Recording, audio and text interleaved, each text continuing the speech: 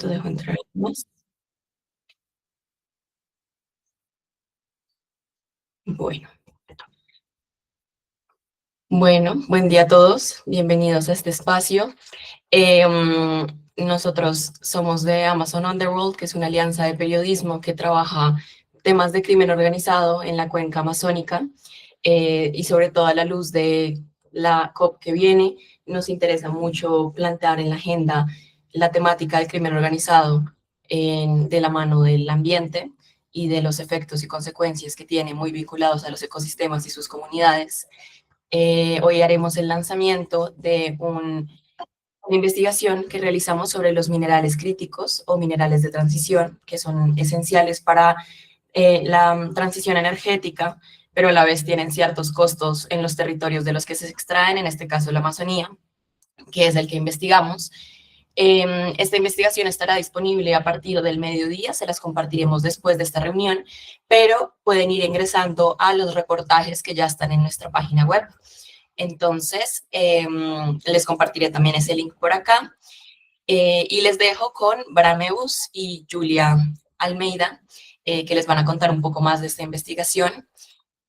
Cualquier pregunta nos pueden escribir. También recuerden, estamos por Instagram, recepcionaremos preguntas tanto por allá como por acá.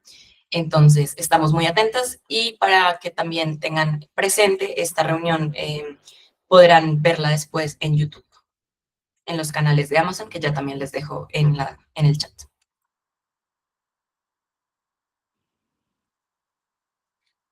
Gracias, Natalia, y un gusto, buenos días para todos y todas. Mi nombre es Bramebus, soy el fundador de Amazon Underworld. Y hoy les vamos a hablar sobre lo que nosotros identificamos como una nueva tendencia de extractivismo en la Amazonía. Mucho se ha hablado sobre el triángulo de litio, lo que se necesita para, por ejemplo, baterías de vehículos eléctricos en Chile, Argentina y Bolivia, pero poco se sabe realmente de lo que hay en la cuenca amazónica.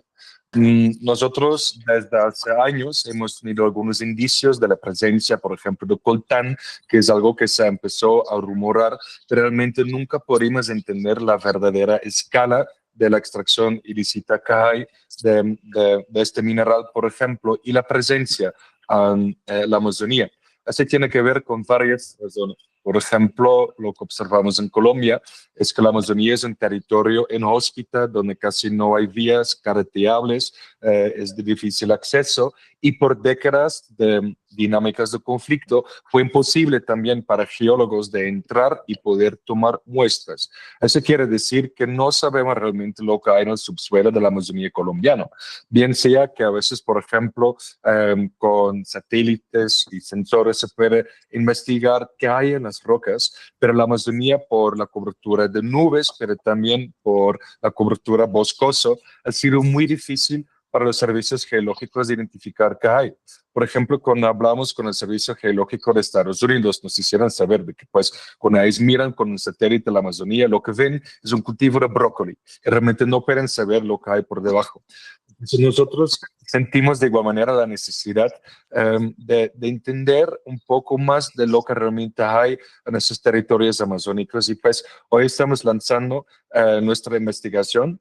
Les voy a compartir un PowerPoint con algunos de los resultados. Hemos estado en un contrarreloj de poder sacar este contenido antes de la COP30 que inicia la próxima semana en Brasil.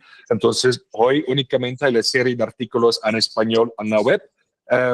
Pero la próxima semana los artículos van a estar en inglés y hoy más tarde también estaríamos publicando nuestro informe.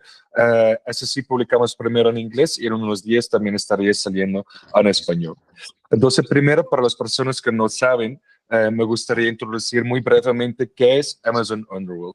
Nosotros somos una alianza de periodismo investigativo con aliados en 6 países amazónicos. Apostamos al periodismo transfronterizo para realmente entender mejor estas economías ilícitas y redes de crimen organizado que operan por las fronteras a la cuenca amazónica.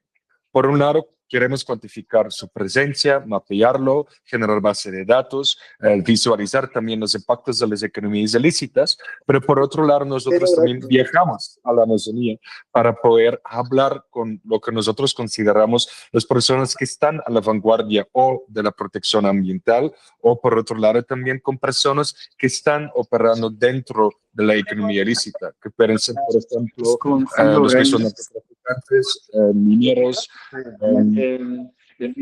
Ahí Rafael Hutner puede apagar quizás su micrófono. Te estamos escuchando, Natalia, si me ayudas con esto. Gracias.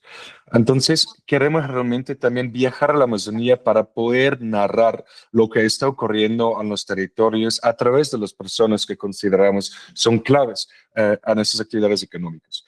Hoy lanzamos El precio del progreso, que es una investigación en el lado oscuro de los minerales críticos de la Amazonía con un enfoque en Colombia, Brasil y Venezuela.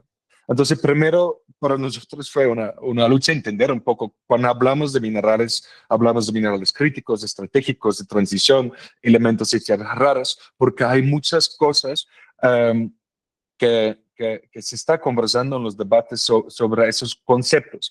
Entonces, hay que estar muy claro, cuando hablamos de minerales de transición, son estos minerales que necesitamos para fabricar tecnología que puede generar o captar energías renovables, energía eólica, también se usa para la construcción de baterías de vehículos eléctricos, etc. Son minerales para la transición energética, pero varios de esos minerales también se pueden usar para otras cosas, aeroespacio, al sector de defensa. Entonces, para mí el concepto de minerales de transición es difícil porque una empresa va a poder mercarse diciendo que son minerales verdes que necesitamos y después lo venden en el sector de defensa o lo usan para portátiles o electrónica de consumo masivo. Entonces, nosotros preferimos hablar realmente de lo que son minerales críticos, que son unas categorías un poco más amplios y tiene que ver con esos minerales que tienen unas vulnerabilidades en las cadenas de suministro, porque solo un par de países lo tienen, porque únicamente China puede refinar y extraer los elementos de los minerales, por ejemplo, que se extraen, pero también porque son minerales estratégicos para esos sectores que geopolíticamente son un poco delicados, como defensa o aeroespacio, que genera también beneficios geopolíticos, ¿no? Dentro de esa categoría hay algo que se llaman tierras raras, que son 17 elementos que tienen procedencia a concentraciones muy finas y sabemos que China tiene entre 60 y 70% de esas tierras raras, que es una categoría de 17. Pero lo que nosotros también en esta investigación intentamos analizar es si estos hay en la Amazonía. Entonces, como que bien estaba diciendo antes, no supimos muy bien qué es lo que hay y nos dimos cuenta que los gobiernos tampoco.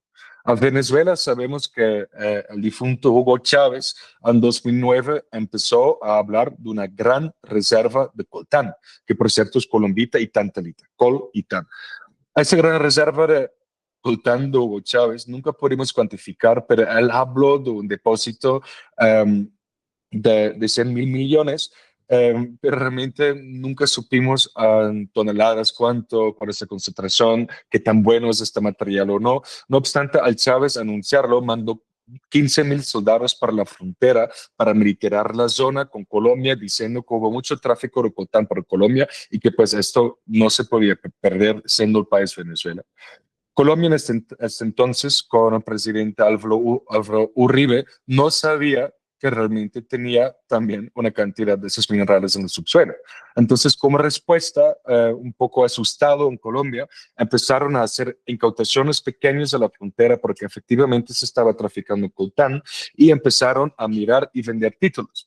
Pero por el descontrol al final del gobierno Uribe y el inicio del gobierno Santos, hubo algo que se llama la Feria Minera en Colombia, que fue una entrega desbordada de títulos mineros que iba de la mano con mucha corrupción.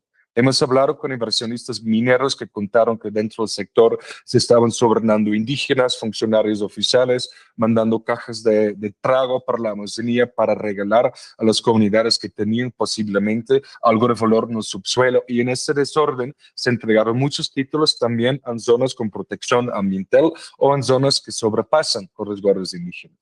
En Colombia y Venezuela sabemos que por la falta de estudios geológicos no hay mucha información, pero lo que sí sabemos es que en Brasil, durante la dictadura militar en los 70, sí empezaron con un mapeo bastante serio y eso también causa que en Brasil hay más conocimiento. Brasil en este momento tiene la segunda reserva de tierras raras del mundo y la primera reserva de niobio, que es el elemento vinculado a columbita en el coltán. Eso quiere decir que si Brasil tiene tanto, es probable que Colombia y Venezuela tienen mucho también. Únicamente el hecho es que no se ha hecho la debida investigación geocientífica. Nosotros, con información de universidades públicas, servicios geológicos, estudios académicos, lo que hemos podido, hemos mapeado y ya está en la web un mapa interactivo, un poco lo que hemos encontrado en términos de algunos de esos minerales críticos, donde también va, por ejemplo, bauxita, casiterrita, manganesa, pero también uranio. Lo que pudimos identificar, pusimos en el mapita, hay una sección interactiva donde uno puede seleccionar y jugar un poco con la información que encontramos. Cuando hablamos en toda esa oscuridad y opacidad de quiénes son los actores que se encuentran en el territorio, porque bien sea que los mismos estados y gobiernos saben poco de lo que ocurre, no quiere decir que nada está pasando. Cuando hablamos de Venezuela, ya después de la firma del decreto Arco Minero del Orinoco en 2016, donde el gobierno de Nicolás Maduro apuesta al sector minero moderno y decretó una zona de 112.000 kilómetros cuadrados para el desarrollo minero, supimos de una cantidad de empresas mixtas, donde una empresa estatal tiene la mayoría de las acciones y en esas empresas mixtas empezaron a invitar a inversionistas muchas veces de dudoso origen, empresas no reconocidas o de países sin experiencia minera para formar esas alianzas y operar también el tema de coltán. No obstante, a pesar de la creación de esas empresas estatales, no pudimos detectar una actividad corporativa cuando hablamos de extracción, pero sí de recolección y acopio de minerales. Lo que sí vemos en Venezuela es que hay unas minas bullantes, estamos hablando de una explotación realmente industrial, pero de forma rudimentaria, debajo del control de grupos al margen de la ley. Ahí en Venezuela, sobre todo en el estado Amazonas, donde minería, por cierto, por decreto de Andrés Pérez de 1989 es prohibido, y sectores del estado Bolívar, algunos dentro del polígono del arco minero, hay presencia del ELN y presencia de la segunda Marquetalia, quienes están en control de la explotación de minas ilegales, donde se está sacando lo que llaman arenas negras. Arenas negras es un término de paraguas para encapsular una cierta cantidad de minerales y metales que muchas veces las mismas comunidades no conocen. Entonces, estas arenas negras son extraídas debajo de las circunstancias, unas circunstancias de violencia extrema. Y estos minerales, y ahorita les mostramos las rutas, después pasan, por ejemplo, a Colombia, donde lo legalizan si fuera un mineral colombiano, más bien le ponen una chaqueta legal colombiana y le exportan. Lo mismo pasa también por empresas en los puertos de La Guaira, Maracaibo, Venezuela, y también en parte de esto va a Brasil. Bueno, por cierto, en Brasil sí hay un sector privado muy instalado que ya empezó con extracción bastante grande, muchas veces títulos mineros sobrepasan territorios indígenas y ese también sale al mercado internacional.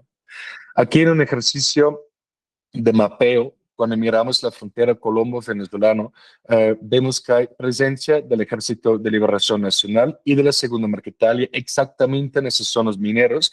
No obstante, en las rutas, sobre todo cuando hablamos del Guainía y parte de la Bichara, también tenemos presencia del Estado Mayor Central. Entonces, nosotros pudimos hablar con algunos de los mineros, tanto en Colombia, pero también pudimos entrevistar varios mineros de Venezuela, tanto en Venezuela mismo, porque hicimos campo en los tres países, pero también invitamos a unos mineros por la frontera para poder brindarles un lugar discreto y seguro y escuchar lo que ocurre en las minas.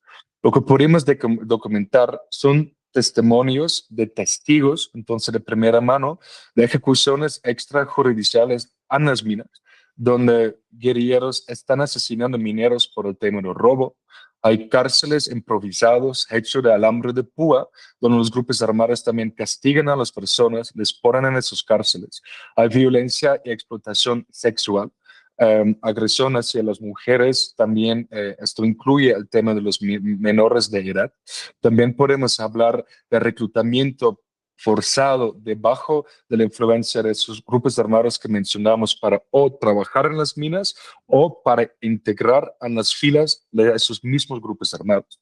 Sabiendo que tanto la ELN y la Segunda Marquetalia están en la lista de grupos terroristas de Washington, podemos también hablar de que estos minerales que se están mercantilizando en los mercados internacionales están financiando grupos reconocidos como terroristas, pero también, sobre todo, está financiando la violencia.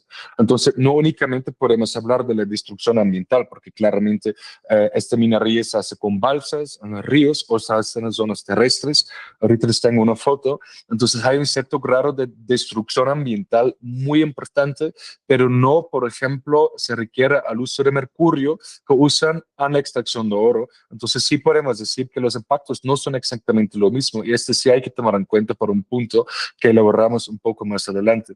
Pero lo que sí es de alta preocupación es la involucración de esos grupos armados generadores de violencia que en Venezuela, por cierto, operan hombro a hombro con las fuerzas estatales. A veces tiene presencia conjunta en las minas, hay fuerzas estatales que cobran impuestos de los mineros, hay pagos de sobornos de los grupos armados hacia los actores estatales, hay actores estatales como el SEBIN, que es el Servicio de Inteligencia, que sabemos que a veces en sus mismos vehículos transportan minerales. Entonces podemos decir que no hay casos de corrupción, que más bien hay una corrupción institucionalizada a varias partes de la cadena de suministro de esos minerales críticos en Venezuela.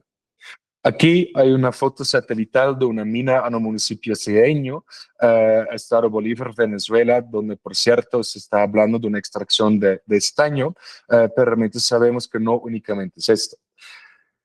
Lo que quizás es importante mencionar cuando hablamos de esas arenas negras que anteriormente expliqué, que es un conjunto de minerales, eso quiere decir que se extrae un mineral que es negro, a veces lo trituran, lo hacen en polvo, o a veces con imanes, con magnetos, se pueden ya extraer lo que tiene, lo que atrae y a separar ciertos minerales y elementos.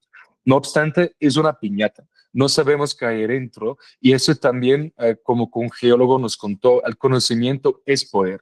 Y este poder de saber qué se está extrayendo y el valor real no lo tienen las comunidades, ni siquiera pensamos a veces los comercializadores locales, pero cuando esto va a China y la gran parte va a China, ahí sí tienen 91% de la capacidad de separar tierras raras en el mundo. Entonces, eso quiere decir, en China sí saben que compran, pero en las minas están realmente pagando el precio de papa por algo que es caviar.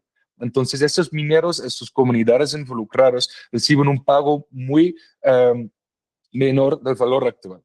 Entonces, aquí les puedo mostrar unos ejemplos. Nosotros llevamos desde la Amazonía unas muestras que pueden ser esas piedritas como acá o este concentrado que tenemos aquí, unas muestras de arenas negras, tanto de Venezuela como de Colombia, de minas irregulares. Lo hicimos analizar en un laboratorio profesional aquí y pues nos sorprendió no únicamente los altos valores y concentraciones que sí comercialmente son muy interesantes de colombita tantalita, de coltán pues, o de estaño, pero también hay varias tierras raras.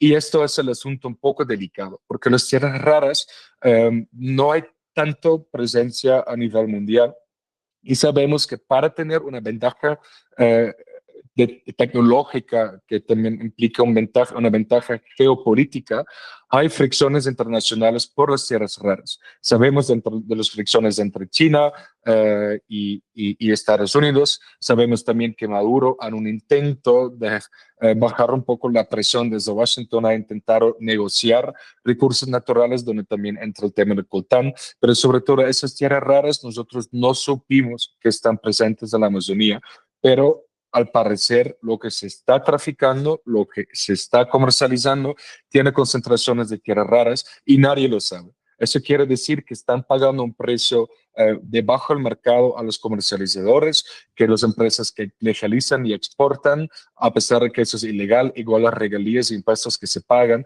no realmente genera los ingresos para los países que deben representar, porque se está sacando de Colombia una cantidad de tierras raras y minerales que la DIAN, por ejemplo, no sabe que están saliendo de sus ciudades puertos.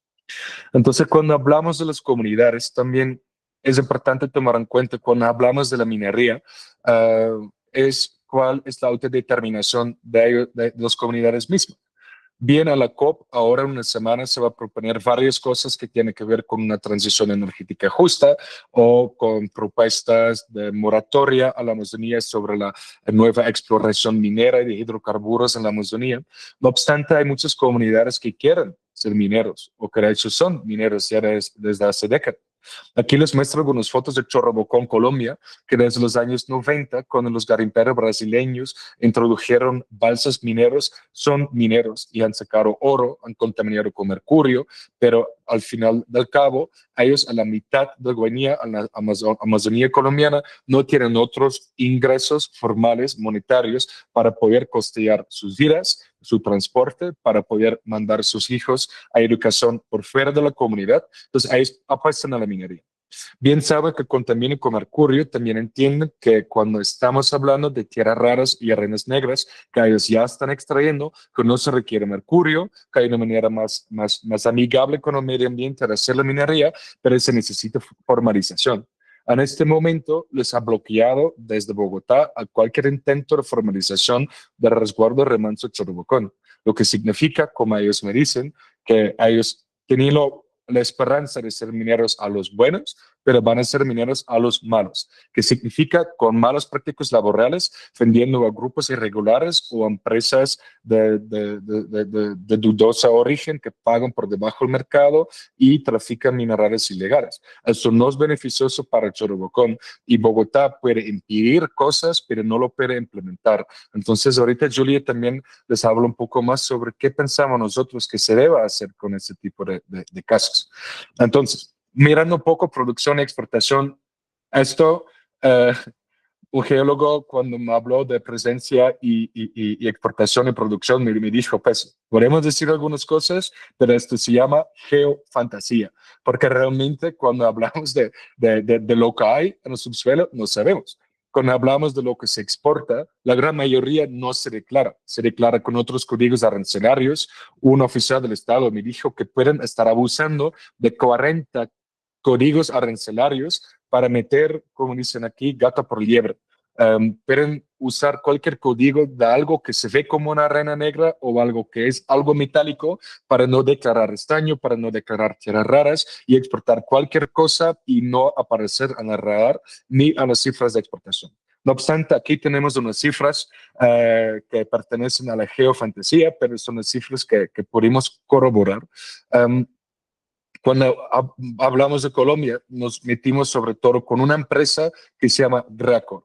Y Gracor, de varias fuentes, dentro del aparato estatal, dentro de la economía ilícita, dentro de los que extraen y trafican, nos indican que es Gracor en este momento quien está comprando minerales del los grupos irregulares en Venezuela, esto viene a Colombia, donde lo legalizan, además con un papeleo, con una triquiñuela que en las investigaciones explicamos con mayor profundidad, que no es legal, pero sí logran exportar y sí aparecen en las estadísticas y prácticamente todo va a China, muchas veces a través de una empresa con registro en Suiza.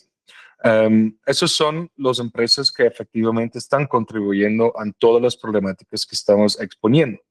Aquí hay algunas rutas porque, claro, de Venezuela va a La Guaira, a Maracaibo, pero también su cruza a Colombia, donde hay unas rutas fluviales y terrestres, depende si hay invierno o verano, que llevan los minerales del interior del país. Muchas veces pasa por Bogotá, por ejemplo, por la zona industrial, y después o en bulto va a Cartagena, Santa Marta, Buenaventura y lo exportan al mercado internacional. Pero lo que también ocurre es que hay una transformación donde pueden realmente hacer una fundición y hacen lingotes de alto grado de estaño, pero también hay coltán y tierras raras en estos lingotes, y esto exportan con aranceles cualquiera, y ahí no podemos identificar las cantidades, pero las rutas que entendemos son muy similares. Entonces, cuando miramos el tema de las respuestas estatales, aquí en esta foto les muestro al brigadier general Olaya, de la Fuerza Naval del Orinoco, que para mí es el general que en la historia de Colombia más ha incautado coltán y estaño de esos traficantes que lo sacan de Venezuela. No obstante, por la falta de normatividad, se ha tenido que devolver casi todo a las mismas empresas traficantes, porque no hay un proceso establecido y es fácil alegar que hay irregularidades en el proceso de incautación. No hay la manera en sitio de realmente investigar de qué minerales estamos hablando, que también complica mucho el esfuerzo del aparato de aplicación para la ley. Pero también lo que ocurre es que muchas veces se usa un papeleo falso de resguardos indígenas que tienen títulos colectivos de minería, de minerías de substancia que efectivamente no aplica para tierras raras o estaño, no obstante lo están declarando así, y esta es falta de interpretación correcta de normatividad beneficia realmente a estos traficantes, y también hay un elemento de corrupción donde realmente sabemos que a veces se han devuelto los minerales también porque hay un tema de sobornos. Entonces, por la falta de normatividad, por cierto, a la Agencia Nacional Minera nos dicen que ellos no tienen la capacidad de diferenciar entre arenas negras legales o ilegales. Entonces, si está en el mercado con un papeleo que se ve bonito, no hay forma de frenarlo a muchas instancias. También no hay normatividad realmente alrededor de su extracción, no hay todavía los códigos arancelarios preparados para esto, entonces les falta mucho. Por eso las incautaciones no han siempre servido, y la formalización tampoco no está funcionando, porque en este momento esos minerales no van dentro de las categorías de minería de sustancia, y eso es lo que realmente quieren muchas de las comunidades. Entonces, con esto cierro yo y voy a dar la palabra a Julia, que nos ayuda a entender un poco más esos hallazgos y qué recomendaciones tenemos. Muchas gracias, Bram. Muchas gracias a todos que están acá para acompañarnos en este trabajo. Soy Julia, soy brasileña y responsable por Advocacy en Amazon Underworld. Y creo que hay algo muy potente que empezamos hoy, que es este trabajo de articulación y advocacy y de incidencia política a partir de los datos y lo que encontramos en el campo, en este mapeo muy rico. Porque estas indicaciones de gobernanza y de indicadores y recomendaciones son muy importantes porque tienen también la escucha del campo, la escucha de las personas que sufren este cruzamiento de intereses, tanto privados, cuanto de crimen organizado, cuanto de gobernantes que no se preocupan mucho con las personas que viven, con los pueblos tradicionales que están en estos territorios que contienen materiales muy preciosos para el mercado. O sea, la presentación salió, pero puedo yo presentar si necesario, un momento.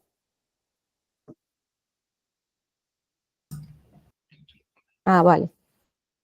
Gracias, Bram. En el próximo, recomendaciones, creo que puede ser interesante. Perfecto. O sea, pensamos a partir de este reporte 5 recomendaciones que empiezan ahora, recomendaciones muy conectadas con el campo y que creo que es una primera fase para después pensarmos recomendaciones más direccionadas a los estados, porque sabemos que la integración entre los estados involucrados en la minería ilegal en estos minerales es muy importante. Entonces, la primera recomendación muy importante y es clave es que conocimiento es poder y conocimiento es autonomía. O sea, muchas de las empresas, de las organizaciones, controlan la información. O sea, saben los minerales, saben dónde están y cómo extraerlos. Y esto no es un conocimiento de todos los actores involucrados en este problema de extracción ilegal y de tráfico de minería. O sea, por ejemplo, sabemos que China y otros compradores conocen con mucha precisión que hay en el territorio. Y para cambiar este modelo es necesario, claro, investir en capacitación y compartir información científica y geológica regional para fortalecer la capacidad de los estados y de otras organizaciones no gubernamentales para negociar con autonomía con estos minerales. La segunda recomendación a partir del campo muy clave sería, claro, la protección ambiental de la biodiversidad y de los pueblos, principalmente los pueblos en aislamiento. O sea, en algunas áreas que son como clasificadas como muy importantes para los pueblos aislados y deben ser declaradas zonas de exclusión minera. Y esto no puede ser negociable. Y si la economía de una región es la minería, porque no somos como inocentes de pensar que en algunas regiones la minería no es la economía principal, es pensar una manera de explorar con protección tanto a las personas que están haciendo la minería, cuanto el bioma todo involucrado en la minería. Tercero, sería muy importante, creo que es el más importante, la participación comunitaria, porque no son las empresas que deben dictar lo que debe ser hecho en un territorio, ni el Estado, ni otras organizaciones. Son las personas que viven en el territorio, o sea, una participación comunitaria y con consentimiento informado de los procesos que van a pasar en el territorio. O sea, las iniciativas de exploración, regularización o investigación mineral deben ser realizadas con participación y aprobación de las comunidades afectadas. Y, claro, para esto también promover mecanismos de minería comunitaria regulada, en que los lucros de esta producción sea votado mayoritariamente para la comunidad y no para las empresas, por ejemplo, o algo que sea como consentido y pensado en conjunto con las consecuencias para este bioma y las personas. 4, la transparencia y trazabilidad de las cadenas de valor. Si hay extracción de algún mineral es porque hay personas interesadas, hay empresas interesadas en comprarlo. Y estas empresas son en su mayoría del norte global.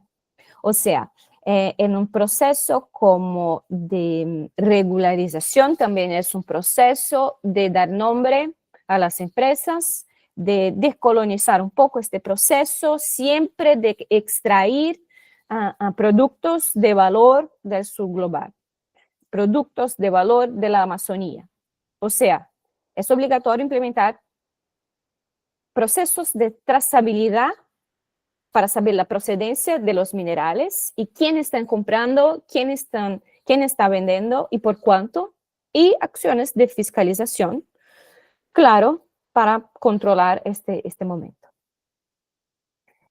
Y exactamente porque necesitamos la trazabilidad, nuestra quinta y última recomendación es una gobernanza internacional y una corresponsabilidad internacional. Porque cuando hablamos de Amazonía, muchas veces pensamos que estamos hablando de una región que no está conectada con el mercado global o que no está conectada con el norte global, y no es verdad. exactamente porque quien compra son los países más ricos, que tienen plata y que se interesan por la transición energética. Y la transición energética no puede avanzar a costa de la Amazonía. O sea, acabamos con la Amazonía para pensar en un futuro mejor. Esto no existe. Esto es una contradicción. Pensar en corresponsabilidad, trazabilidad y cómo preservar el bioma al mismo tiempo que pensar en cómo globalmente pensar en esos flujos. Claro, por ejemplo, hay las incongruencias de los estados que por un lado hablan muchísimo de la transición energética y por otro hay regulación de una minería muy exploratoria o exploración de petróleo en la región ecuatoriana, por ejemplo. Tenemos que hablar sobre esto. Y exactamente para hablar sobre esto, incluir en los grandes eventos, en los grandes debates, los debates globales, como la Agenda COP30, como en los debates de BRICS, en la OTCA, en los debates de Naciones Unidas, en las grandes conferencias, este momento de corresponsabilidad y para pensar en una transición energética justa y la justicia climática. Estos son los 5 puntos de recomendaciones a partir del campo y nosotros pensamos que ahora empezamos los diálogos más locales, los diálogos interesados a los países, aliados, y sabemos que este es un debate muy difícil porque la corresponsabilización no es fácil, tanto para la idea de operaciones conjuntas, como la idea de que tengo culpa o no tengo culpa, o sea, es muy delicado. Empezamos localmente, en el primer punto vamos a COP, claro, hablar de esto, y después tenemos un lanzamiento en Bogotá sobre recomendaciones políticas y policy papers, y invitamos a todos a participar de estas articulaciones y debates. Muchas gracias.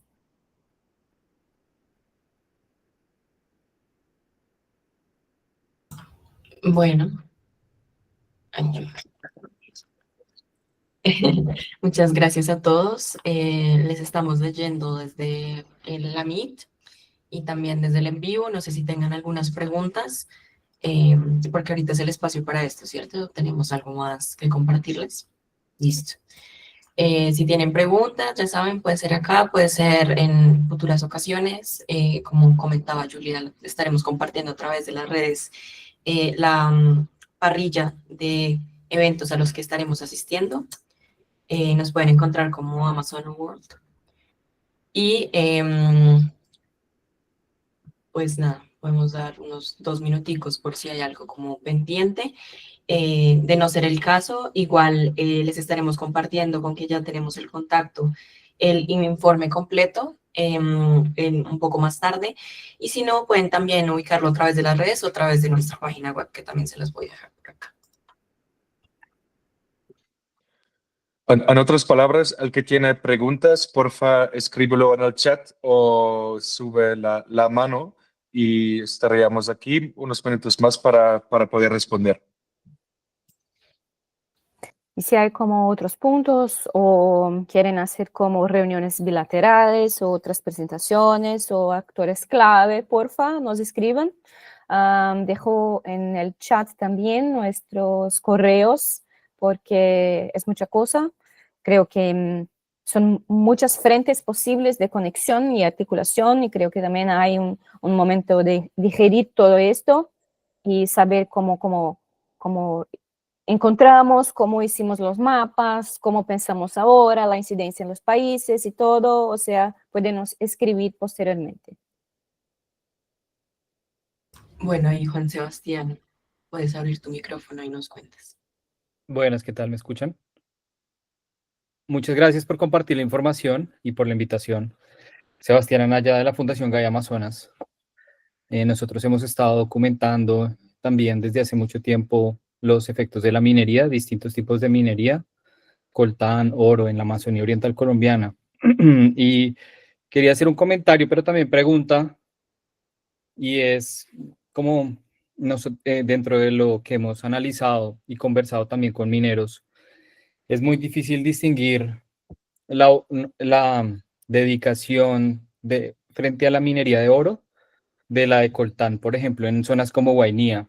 Eh, es decir, por temporadas, algunos mineros que hemos conocido se dedican a extraer oro en las laderas de los cuerpos de agua y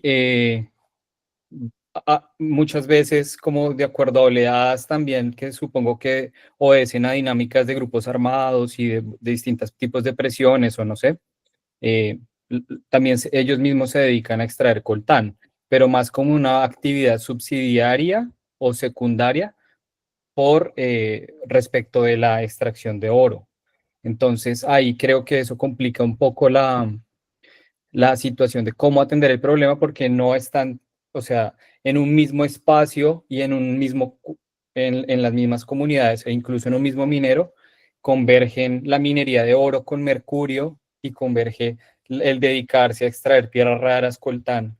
Entonces, no sé ustedes cómo, de pronto desde las recomendaciones, cómo lo han visto, porque es imposible, mejor dicho, es imposible disociar la minería de oro en muchas partes y todo lo que tiene lo relacionado con la contaminación con mercurio de la minería de coltán o tierras raras, bueno, por lo menos de coltán en Guainía.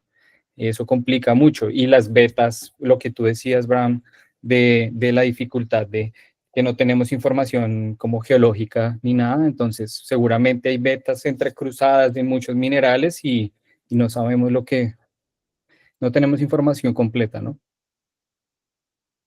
Gracias, Juan Sebastián. Y sí, claro, efectivamente lo que tú dices es el caso. Hay muchos de estos ríos amazónicos donde con la balsa están separando los sedimentos y se busca el oro, también separan las arenas negras, ¿no? Entonces, al mismo proceso minero, extraen tanto el oro como las arenas negras. Pero lo que yo entendí, por ejemplo, de la gente en Chorobocón es que ellos también ya más que 3 décadas de minería informal allá, entiendo que las concentraciones de oro están bajando, que ya no hay tanto como antes, ellos están conscientes del tema de mercurio, entonces ellos buscan sostenerse. Y yo creo que sí hay compradores para las arenas negras que pagan un precio justo. Ellos pueden considerar ya no priorizar tanto el oro, ya dejar de usar el mercurio. Y claro, el oro que se coge, pues se vende, ¿no? Pero yo creo que como generar un mercado para esos minerales críticos puede ayudar a bajar el tema del uso de mercurio y priorizar el oro. A Venezuela sabemos que hay sectores de ríos donde no encuentran oro, pero puro estaño. Sabemos que, por ejemplo, ya cuando hablamos del tema de el ELN y la Segunda Marquetalia, sabemos que los dos entraron en un conflicto a partir de agosto y hay unos movimientos donde la Segunda Marquetalia buscó otra retaguardia y este es un sector del municipio de Autana que se llama El Alto Cuau. Ahí la Segunda Marquetalia se implementó en el territorio para ocupar esas minas de estaño y entendemos que el oro casi no se está sacando. Es puro estaño, pero claro, cuando hablan de estaño, realmente es posible que hay tierras raras y coltán también, solo que no hay la diferencia para esto. Y también estoy pensando, eso es más Orinoquillo, pero cuando miramos esas tierras cerca a Puerto Carreño, por ejemplo, al sur, donde hay un resguardo de guacamayas, donde hay un predio minero que se llama Minastic, ahí sí sacan directamente al estaño. O también hay el tema de rocas. Y cuando estamos hablando de esas vetas donde se está sacando la roca, muchas veces no es oro, pero hay diferentes óxidos que están ahí y más bien lo que se encuentra es hierro. Y eso también es curioso, porque hubo un minero que me mostró una roca superoxidado y me dice, aquí hay tierra rara, pero eso es una molécula por millón. El mineral predominante es hierro, entonces pues lo que declaramos es hierro, pero realmente lo que venden es tierra rara. Y esto es también otro tema, como a veces, muchas veces los mineros declaran al mineral predominante y con esto esconden todo lo que además hay dentro de la misma roca. Y eso también es algo que entonces no se declara antes de la DIAN, pero realmente tiene la obligación de declarar todo el valor que se está exportando, por ejemplo. Gracias.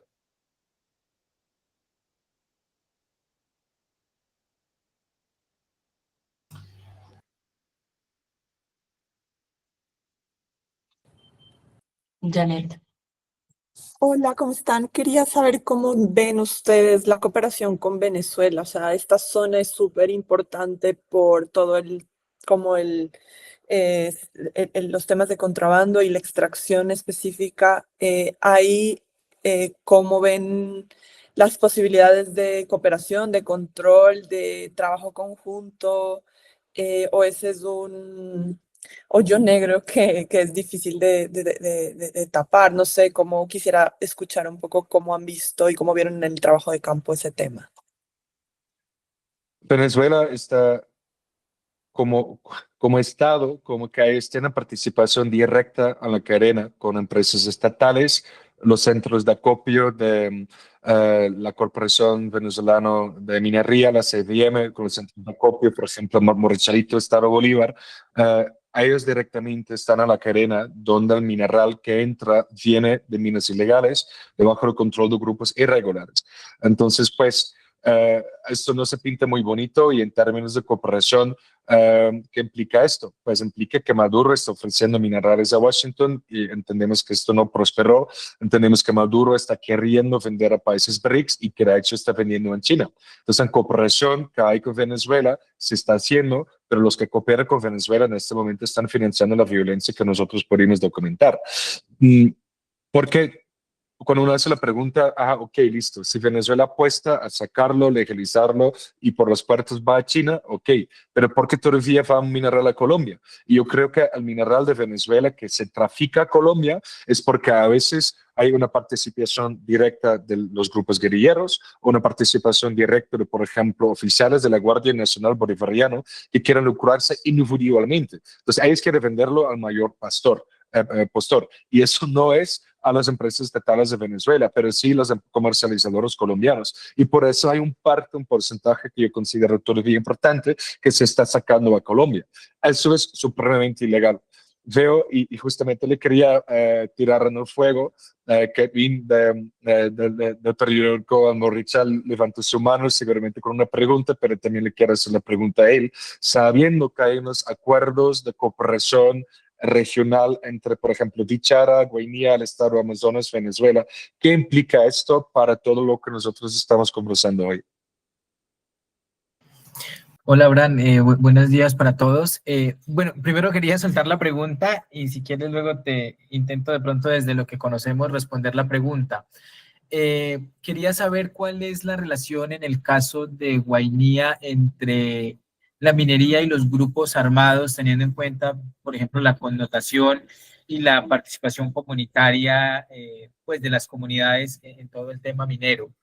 Y ahí mismo, con lo de Chorro Bocón, ustedes que, digamos, han estudiado mejor el tema de la minería, ellos a mí me hablaban en algún momento de el interés de poner unas máquinas que extraían oro sin mercurio a través de unos procesos de vibración. No sé si, digamos, hablaron algo de eso, porque la historia que leí publicada en la página de ustedes, pues habla más de todo el tema de tierras raras, ¿no? Entonces, esas eran como las dos preguntas que quería dejar. Y lo otro es, frente a lo del acuerdo, pues el acuerdo en ningún momento habla de la minería, de combatir eso. Digamos que está más formalizado para cooperación como administrativa en términos de facilitar la educación de los jóvenes de la frontera, de facilitar el tema de salud. El gobernador de Vichada, por ejemplo, que ha estado como más activo en ese tema, decía que justo al estado Amazonas,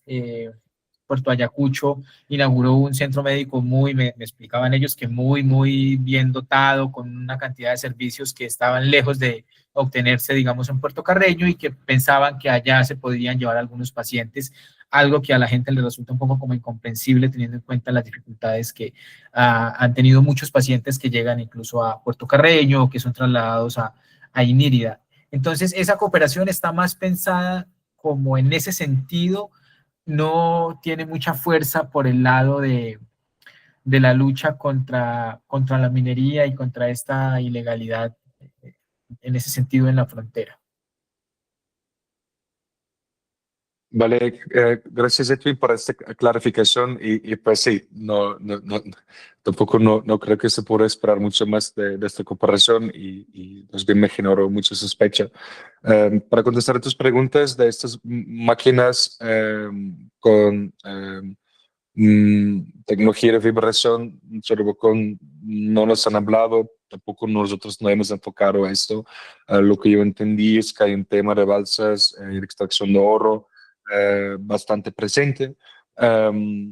Algunas de la comunidad misma, otros de colonos que a veces se imponen en el territorio. Entiendo que la comunidad no los puede sacar, que a veces pagan a los capitanes indígenas un parte de la producción. También el entender que no los pueden sacar, más es sospechar que esos colonos con balsas tienen alguna protección. Uno ya puede como interpretar un poco cuál protección sería. Que también me hace llegar un poco a tu última pregunta, ¿cuál es la participación en la Guainía de esos grupos armados en el tema minera? Entonces ahí yo quiero enfatizar la respuesta que voy a dar ahora, no es sobre Chorobocón, pero más bien en términos generales en la Guainía, porque hay otras comunidades, otros ríos donde también se está haciendo esta actividad.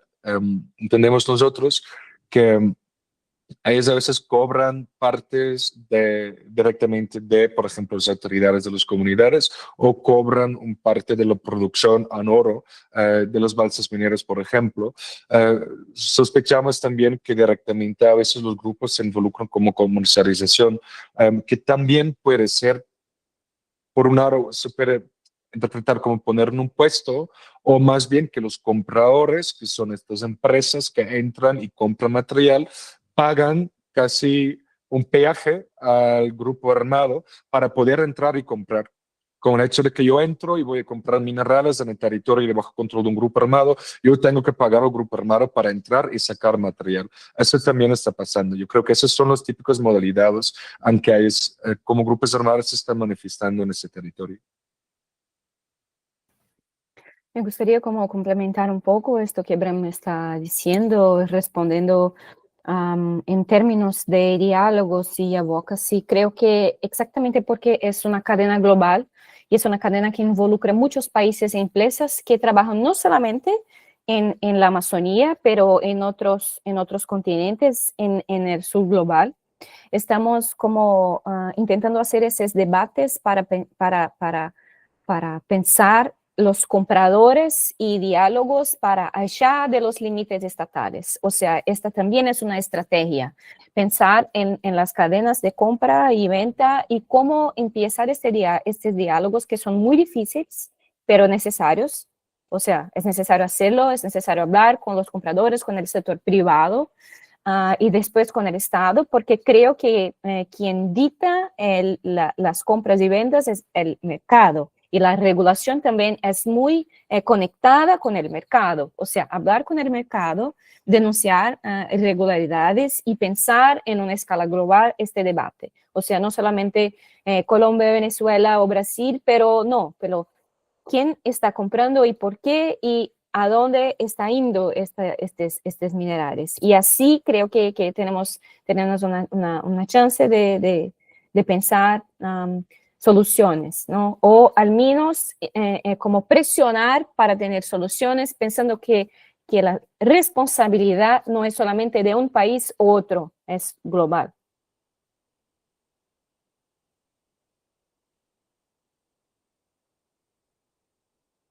Veo la mano de Emerson Telles. Hola, Abraham. Buenos días. ¿Cómo va todo? Un gusto saludarlo, Julia también. De acuerdo a lo que tú decías, tengo una pregunta y es, ¿cómo cambia ese panorama después del 3 de agosto, lo que tú decías, ese rompimiento de esa alianza que se da entre Segunda Marquetalia y el ELN? Les quería preguntar a ustedes si en lo que han podido observar en el último mes, un mes y medio, hay como un tercer actor que quiera llegar a competir frente a un negocio tan lucrativo como ese, o si se quiere unir con alguno de, digamos, con la Segunda Marquetalia para hacerle frente al ELN, que tiene una presencia fuerte en la frontera con Venezuela, ¿no? No sé si ustedes han podido ver eso, o porque, digamos, eso me genera, digamos, ese rompimiento, esa fractura que se da en 3 de agosto, eh, tuvo que ser por minería y por cantidades de dinero muy fuertes, por un territorio que se está moviendo, y esa fractura, el más débil sería la segunda. Pero, ¿ustedes ven posible que llegue un tercer actor a esas zonas? Gracias. Gracias, Gemerson. Bueno, yo sé que ustedes también deben tener buen mapeado este tema, ¿no? Sobre todo ahí en el Bichara. Pues para nosotros en este momento, el actor predominante es el ELN, pero hay participación significante en Cuenamarquetali en lo que es la minería en Venezuela. Um, Estamos hablando de una escala muy grande. No pongo mi mano en el fuego y no lo pusimos en el informe, pero una persona directamente involucrada en la compra de minerales en Venezuela está hablando de más que 1.500 toneladas por mes en el estado de Amazonas y aún más en el estado de Bolívar. O sea, son cantidades de locura que ya se están sacando y esto no está siendo reflejado en las cifras de exportación que tiene que ver con el juego de los aranceles, ¿no? Sabemos que estos minerales y elementos se están cotizando y se van a cotizar en las próximas décadas y yo creo que este es el territorio donde tú quieres estar como grupo armado. Eso también de alguna manera va a significar que los conflictos por el acceso a los territorios ricos en estos minerales críticos se va a intensificar. Bien hablamos de la alianza que prosperó un tiempito entre el ELN y la Segunda Marquetalia, que repartieron territorio, a veces compartieron embarcaciones de cargamentos de drogas, hubo una tregua, un pacto de no agresión. De hecho, en el inicio de este año 2025, hubo una reunión entre el ELN y la Segunda Marquetalia para hablar de este pacto de no agresión y en esta reunión hubo representantes de empresas comercializadores de minerales críticos, también colombianos. Entonces, sí, claro, hubo un pacto también a petición casi del sector privado ilegal involucrado y este pacto se rompió en el inicio de agosto. Vemos que el ELN, el Seguro Marquetal y ambos lados de la frontera están súper peleados, no únicamente por el tema de esos minerales, también por algunos temas más políticos, geopolíticos. Pero claro, esto tiene que ver.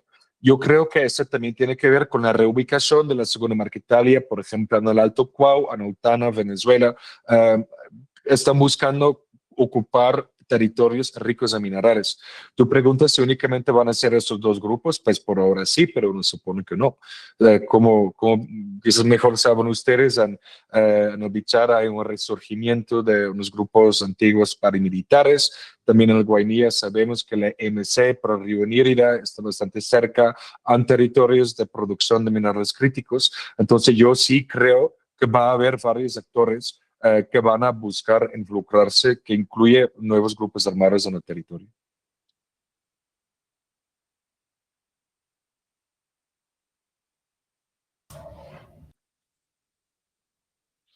¿Alguna otra pregunta? Sea por el chat, levantando la mano, por los canales que les dejamos ahí.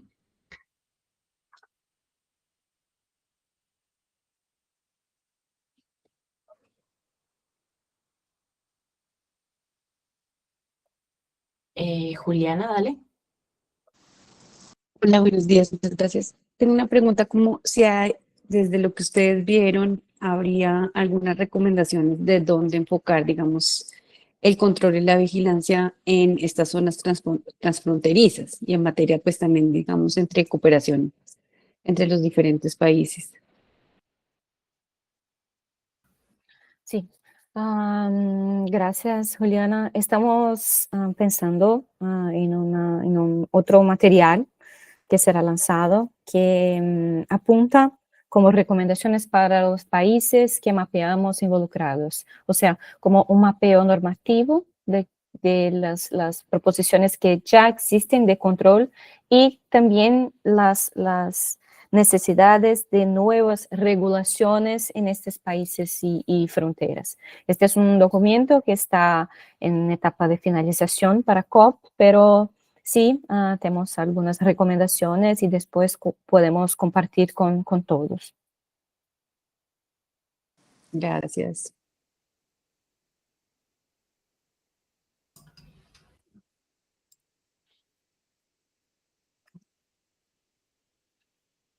Bueno, Creo que sería eso por ahora, ¿cierto? Bueno, muchas gracias a todos por este espacio. Seguiremos hablando de estas temáticas de cara a la COP. También tendremos presencia ya. Estaremos en eventos y cubriendo pues distintos temas que son relevantes para la agenda de Amazon. Como saben, ahí les dejamos como los recursos donde pueden encontrar las investigaciones y los reportajes que irán saliendo en este tiempo. Nada, no sé, algo más para terminar, Bram. No, yo creo que ya también estamos sobre la hora. Más bien quiero agradecer al público para conectarse. Este es un tema que ha sido nuevo para nosotros, sé que es nuevo para muchas personas, pero esta investigación también es un estilo de alerta temprana. Al parecer hay mucho desconocimiento todavía científica, además, sobre lo que hay en la Amazonía, pero lo que siempre encontramos a la vanguardia es el crimen organizado, que ellos intentando extraer lo que encuentran cosas de valor y están avanzando. Y yo creo que los gobiernos se quedan muy atrás y esta investigación también queremos que sirva de alguna manera, no como un llamado al sector privado, véngase por favor a la Amazonía porque hay cosas chéveres, pero sobre todo como una alerta que hay que investigar para saber mejor cómo proteger esos ecosistemas y comunidades, y a veces proteger también es permitir que las comunidades sean mineras y ayudarles para que ellos son sus protagonistas en sus planes de vida. Y bueno, muchas gracias por conectarse. Estaré pendientes de nuestra página web porque estamos la próxima semana subiendo las traducciones. El policy paper nuestro ya entiendo que está en línea, descargable en PDF. Cualquier cosa, vamos a estar súper a la orden aquí. Lo tienen también en el chat, el informe completo, para que sepan.